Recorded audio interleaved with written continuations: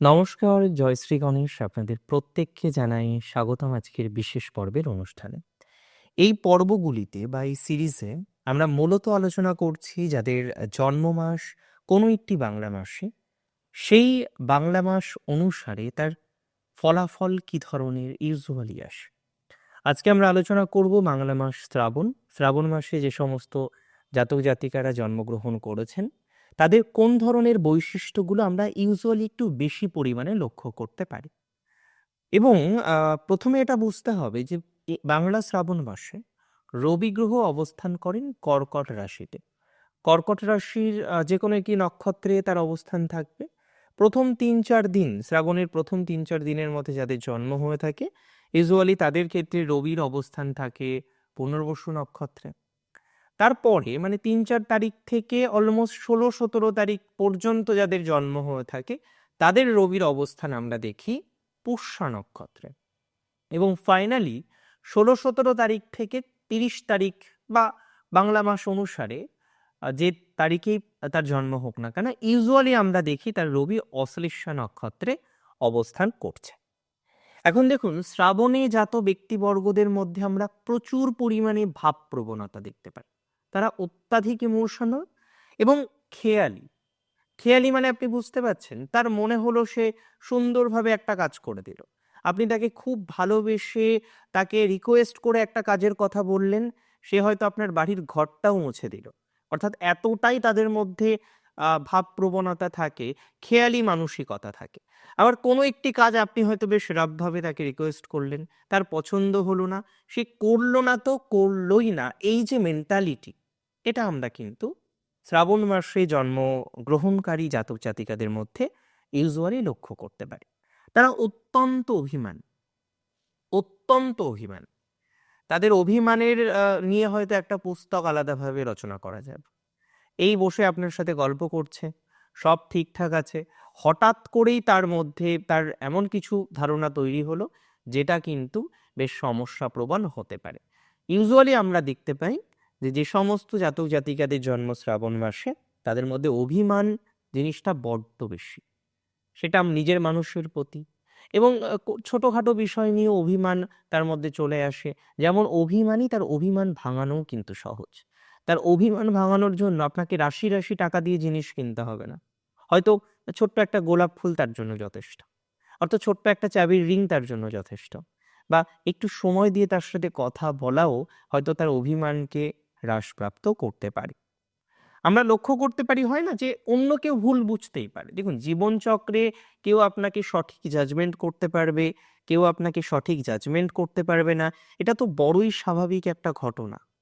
কিন্তু বিশেষ করে যাদের জন্ম শ্রাবণ মাসে হয়ে থাকে, তাদের এই ছোট্টখাটো ভুলগুলোও কিন্তু বেশ কষ্টের। কেউ তাকে ভুল বুঝেছে, কেউ তার থেকে কষ্ট পেয়েছে, এটা যেন শ্রাবণ মাসে জাত ব্যক্তিবর্গ কোনোভাবেই মেনে নিতে পারেন না।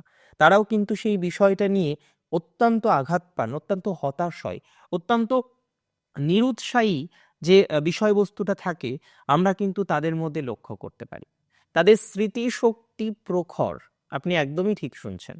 যাদের জন্মগ্রহণ হয়ে থাকে শ্রাবণ মাসে, তাদের যে মেমোরি, তাদের যে স্মৃতিশক্তি, সেটি অত্যাধিক পরিমাণে হয়ে থাকে। তাই তো দরকারি বিষয়বস্তুগুলো যেমন তারা মনে রাখেন, তেমনি অদরকারি বিষয়বস্তুগুলোও কিন্তু তারা মনে রাখেন। মানে দরকারি অদরকারি উভয় বিষয়ই মনে রাখার পক্ষপাতিত্ব আমরা শ্রাবণ মাসে জাত ব্যক্তিবর্গের মধ্যে লক্ষ্য করতে পারি।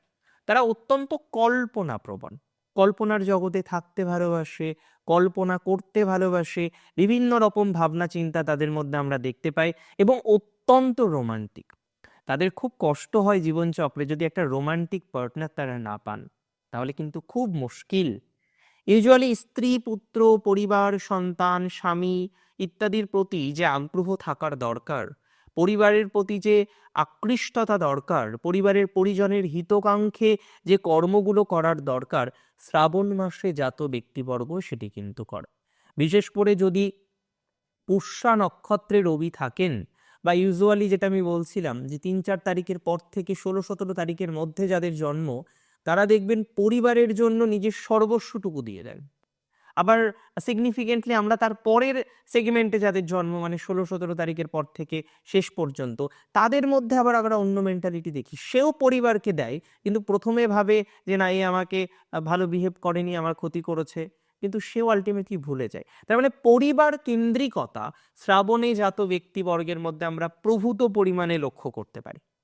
ভ্রমণ করার নেশা, পরিবর্তন করার নেশা তার প্রচুর।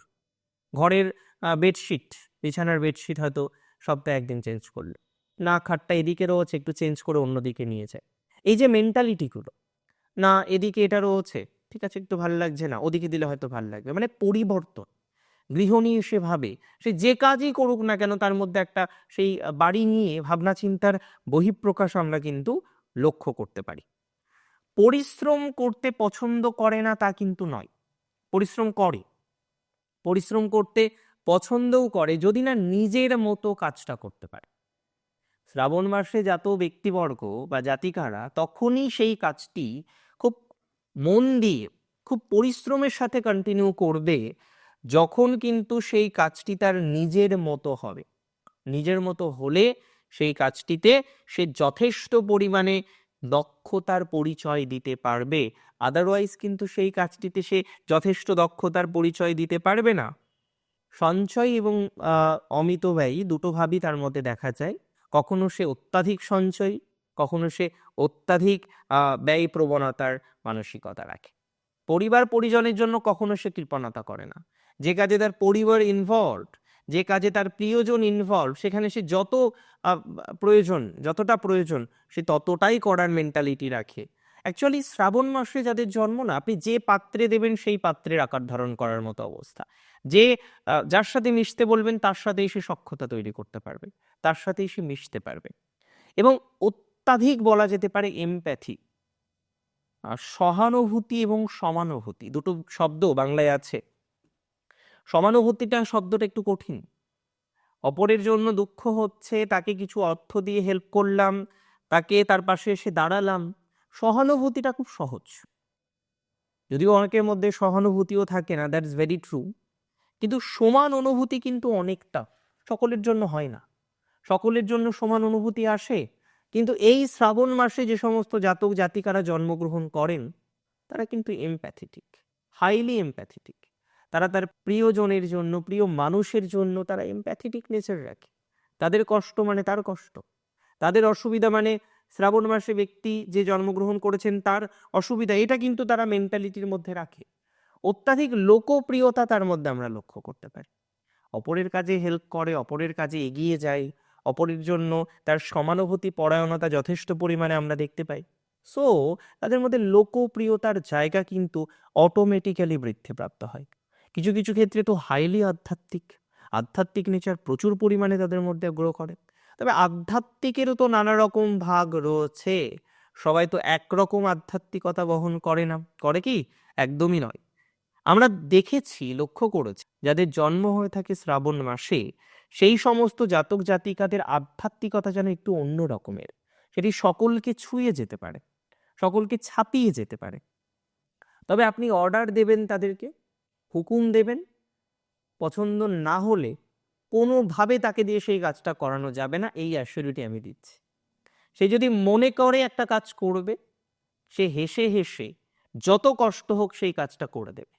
শ্রাবণে জাত ব্যক্তিবর্গ যদি কোনো কমিটমেন্ট দিয়ে থাকে, চেষ্টা করে সেই কমিটমেন্ট 100% রাখার। অতিরিক্ত কোমলতা তাদের মধ্যে থাকে, অতিরিক্ত ভাবপ্রবণতা আমরা ইউজুয়ালি তাদের মধ্যে লক্ষ্য করতে পারি। তবে সম্পর্ক নিয়ে অনেক সময় কষ্টপ্রাপ্তি হয়, ভালোবাসার সম্পর্ক, বন্ধুত্বপূর্ণ সম্পর্ক, এই যে সম্পর্কগুলো থাকে এগুলো নিয়ে কিন্তু প্রচুর কষ্টপ্রাপ্তির একটা অবকাশ আমরা কিন্তু লক্ষ্য করতে পারি যাদের জন্ম হয়ে থাকে শ্রাবণ মাসে তাদের ক্ষেত্রে। অ্যাকচুয়ালি এদের অসাধারণত্ব থাকে, ব্যক্তিত্বটা যেন অসাধারণ, মানসিকতা, পার্সোনালিটি, আচার ব্যবহার, সমস্ত বিষয়ের মধ্যে একটু ইউনিকনেস আমরা কিন্তু ইউজুয়ালি দেখি যাদের জন্ম হয়ে থাকে শ্রাবণ মাসে। দেখুন, আজকের অনুষ্ঠানের মুখ্য উদ্দেশ্য কি ছিল, যে শ্রাবণ মাসে যে সমস্ত জাতক জাতিকারা জন্মগ্রহণ করেছেন তাদের ঠিক কোন কোন বিশেষ বিষয়গুলো আমরা লক্ষ্য করি, সেই বিষয়বস্তুগুলো নিয়ে আলোচনা করা। আজকের অনুষ্ঠান সম্পর্কে আপনার মতামত আমার কাছে অত্যন্ত দামি, অত্যন্ত প্রয়োজনীয়। আপনার মতামত অবশ্যই আমাকে জানান। অনেক ভালো থাকুন আপনি, অনেক বেশি সুস্থ থাকুন। জয় শ্রী গণেশ।